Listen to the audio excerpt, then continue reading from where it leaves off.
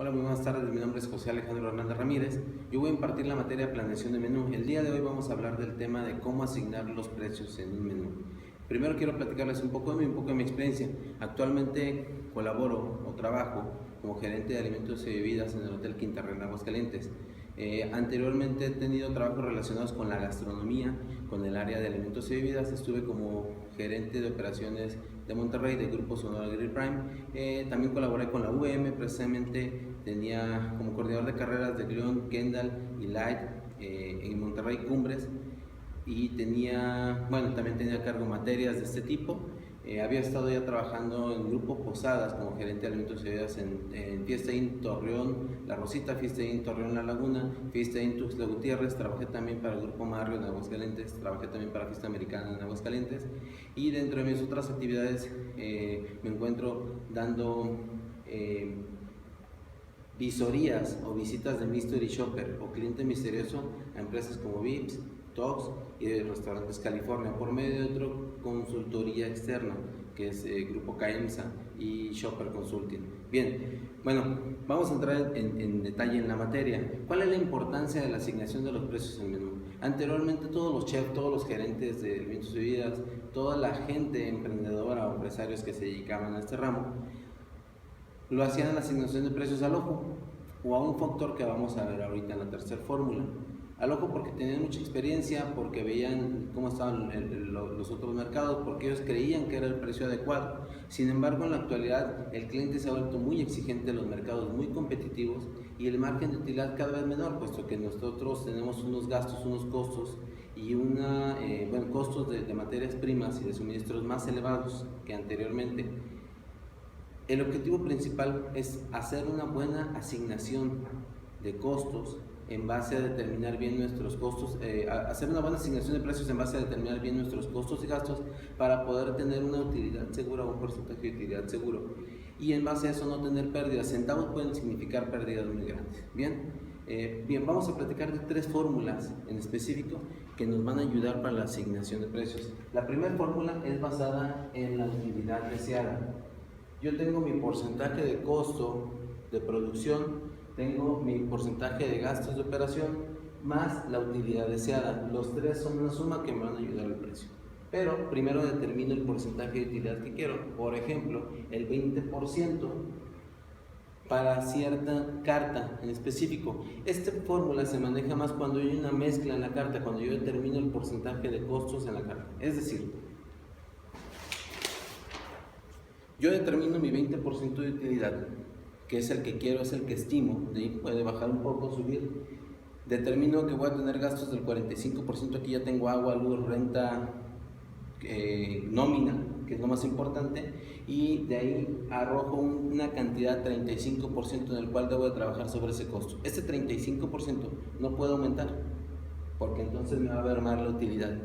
De aquí voy a hacer mi mezcla de precios para la carta, es decir, la carta debe de estar en un porcentaje máximo del 35%.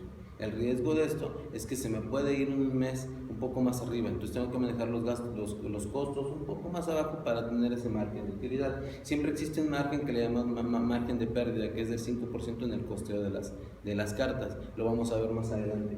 Por ejemplo, si yo tengo la mezcla de los platos fuertes, sobre todo en un precio de costo de 18 pesos con 40 centavos, la mezcla, eso me va a dar, yo lo quiero al 35%, es una regla de 3, el promedio de precios deseados van a ser de 52.57 para el promedio de la carta en los platillos fuertes. Estoy hablando de los platillos fuertes porque regularmente los postres o las entradas o las sopas traen un costo más bajo. Vamos a seguir con la fórmula número 2. La fórmula número 2 está basada en un porcentaje de costo deseado. La mayoría de los hoteles y empresas de este tipo de hotelería que se dedican un poco más exacto a la administración siempre trabajan sobre un porcentaje de costo deseado. Por ejemplo, aquí vamos a poner el 35%, pero la mayoría de los hoteles trabajan entre el 30, 31, 32%. Eso depende si hay restaurantes de especialidades, si tenemos buffet, desayuno de comida, si es a la carta, varía de muchas cosas, ¿no? Aquí vamos a platicar del ejemplo del 35%. Tengo mi costo de producción, que es el costo de la receta, entre el porcentaje de costo deseado. Hablamos del ejemplo del 35%. Entonces, si yo tengo, lo voy a ver de este lado,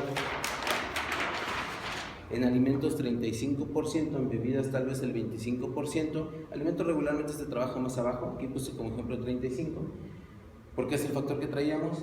Si yo en un platillo saqué el costo de 18.4, lo divido entre 0.35, que es el 35%, o hago una regla de 3.35, me va a dar un precio sugerido de 52 pesos con 57 centavos. Ese es un precio sugerido que en un platillo que cuesta 18 pesos.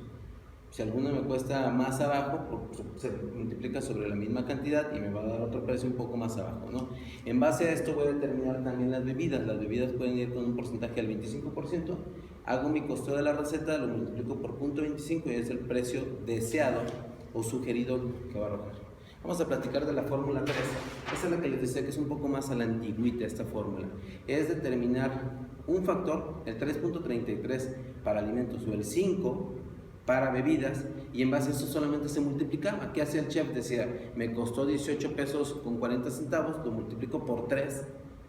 Bueno, por 3.33, decían que ese punto 33 era la sal, la pimienta, las especies, el aceite y gastos varios de suministros. Entonces, por eso lo multiplicaban por 3.33 y de esa manera les daba un precio sugerido. Esto regularmente nos va a estar dando un costo del 30%. De alguna manera es una muy buena fórmula.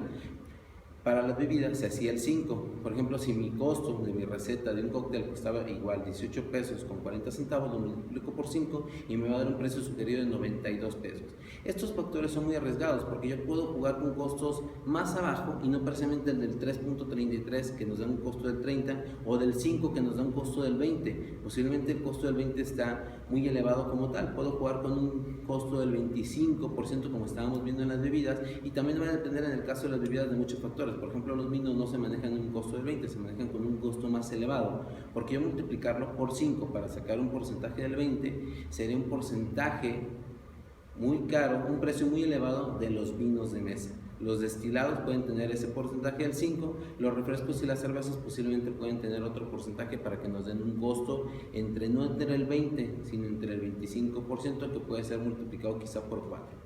Estas son nuestras tres fórmulas. Esta es la más antigua, esta es la más fácil, pero también existe un riesgo de que estemos dando productos muy caros o productos muy baratos sin haber hecho un análisis previo.